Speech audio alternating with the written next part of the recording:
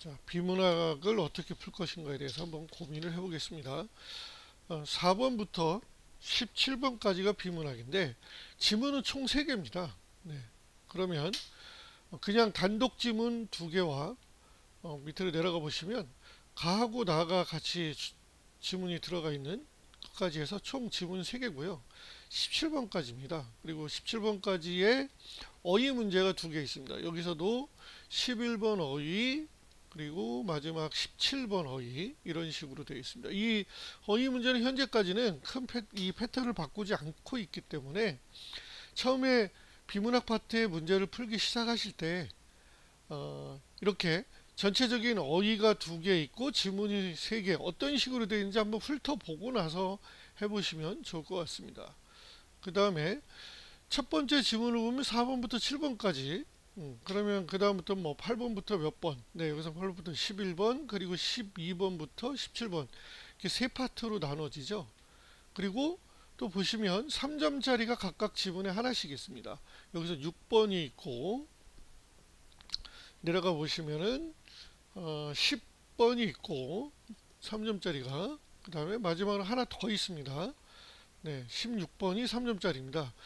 3점짜리를 풀겠다고 거기에 시간을 다 투자하는 것보다는 이렇게 돼 있을 때는 이제 3점짜리에는 이렇게 큰 별을 쳐놓고 일단은 얘는 나중에 풀겠다라는 생각을 갖고 접근을 하시는 것도 아주 좋은 생각입니다. 다시 한번 말씀드리지만 비문학 지문을 바로 그냥 덤비는 것보다는 전체적으로 어떤 것들이 출제됐는가를 한번 확인해 보는 것도 아주 좋은 문제풀이 방식이라고 저는 생각을 하고 여기 어휘가 2개가 있으니까 어휘를 먼저 푸는 거죠. 그러면 15문제에서 위에 3문제까지 풀었기 때문에 실질적으로 남아있는 문제는 이제 몇 개가 안 되는 거죠. 그렇다면 총 17문제에서 3개를 풀었으니까 14문제 14개에서 어휘 2개를 풀고 나면 12문제를 풀 겁니다. 그 중에서 3점짜리가 3개니까 총 9문제를 풀게 되는 거죠.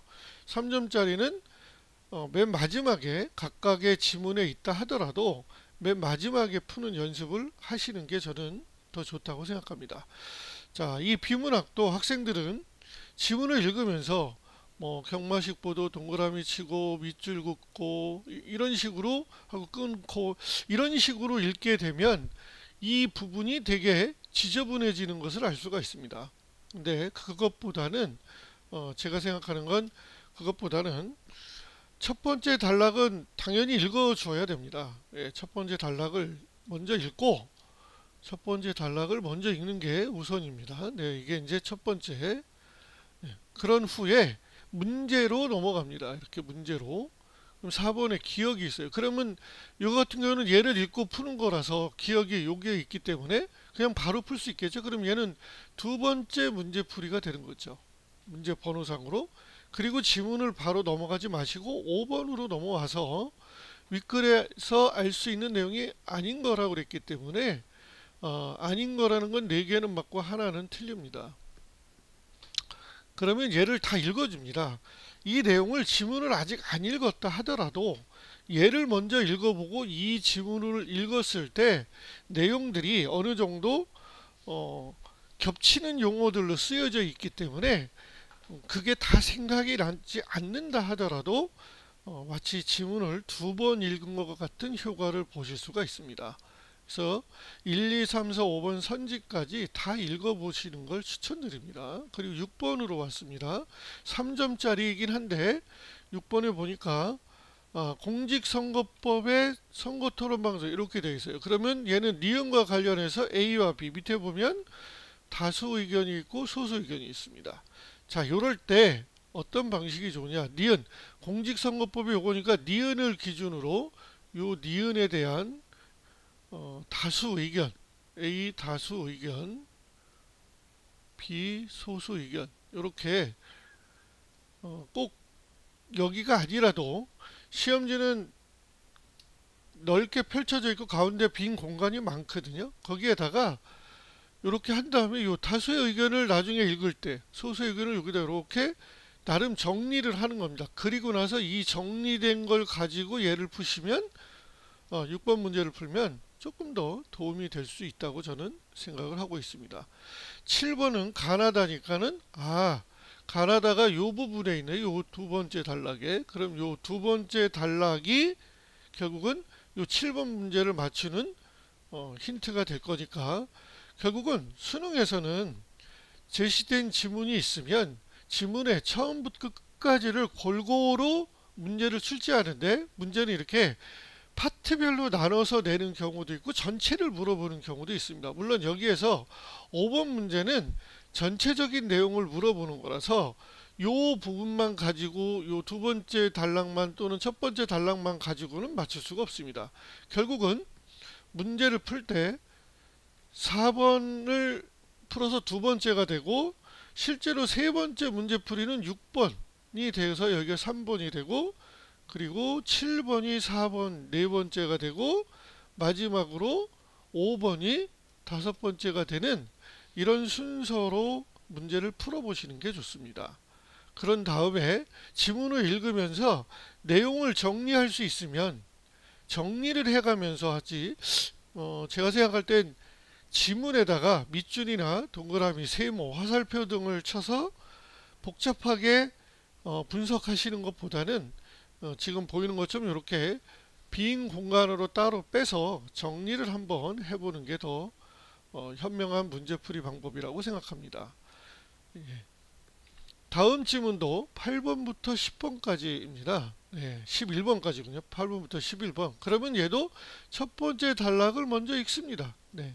그런 후에 8번 문제로 가서 적절하지 않은 거니까 얘도 나머지를 다 읽습니다. 그 다음에 9번의 기억의 이유래요. 그럼 기억이 어디 있는가를 찾아가서 이렇게 동그라미만 쳐놓는 거죠. 이렇게 기억이 앞부분에 안 있고 중간 부분에 있을 때는 이 앞부분의 지문이 되게 중요한 힌트가 될 겁니다. 그 다음에 10번을 왔더니 또 니은이래요. 그럼 얘는 순서대로 계속 단락에서 여기도 순서가 있네요. 요거가 있으니까 결국은 지문의 순서대로 글이 정리가 돼 있음을 알 수 있어요. 그렇게 된다면 앞부분 첫 단락 읽는 거가 첫 번째고 두 번째는 오히려 9번 문제를 먼저 푸는 게 현명하고 그 다음에 10번 문제 아까 제가 3번은 통과를 시킬 수 있다 그랬는데 얘도 그래도 도전은 하는 겁니다. 처음에. 그래서 답이 될 수 있는 거 없는 거를 선택을 한 후에 얘를 답을 못 찾아도 남아있는 개수 뭐 예를 들면 1번과 3번과 4번은 아니다 라고 하면 2번과 5번이 남으면 이 5번이 둘 중에 하나구나 여기까지 남겨놓고 답을 찾으려고 애쓰지 말고 통과를 시킨 후에 얘를 푸는 겁니다. 8번을. 그래서 이렇게 풀고 이 10번은 답이 확정이 안 됐으면 별표를 하고 그냥 넘기시면 됩니다. 네, 이런 방법을 한번 써보시는 것도 좋다고 생각합니다.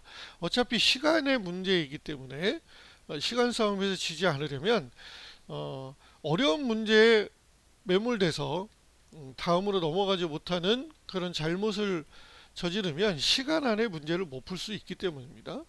그 다음에 11번은 아까 먼저 풀었던 거기 때문에 이미 풀려져 있다고 생각이 듭니다. 자, 마지막 지문으로 갔더니 이번에는 12번부터 17번인데 가와 여기 보시면 가, 그 다음에 나 두 개의 지문이 있음을 알 수가 있습니다. 그러면 두 개의 지문일 때는 첫 단락을 읽지 않고도 바로 문제로 가셔도 됩니다. 자, 문제를 먼저 보시면 12번 문제 가와 나에 대한 설명이래요. 그러면 얘는 가나를 아직 하나도 안 읽었잖아요. 네, 그러니까 얘는 통과하고 13번 가가 있는데 한비자의 견해로 적절하지 않은 거래요. 적절하지 않으니까 역시 얘는 다 읽을 겁니다. 대신 가만 읽으면 가 지문만 읽으면 이 문제를 풀 수 있으니까 문제를 읽은 후에 바로 가 지문을 읽으러 갑니다. 그러고 나서 다시 와서 이 문제의 답을 바로 찾는 게 좋은 생각이라서 저는 얘가 첫 번째 문제풀이가 되겠죠.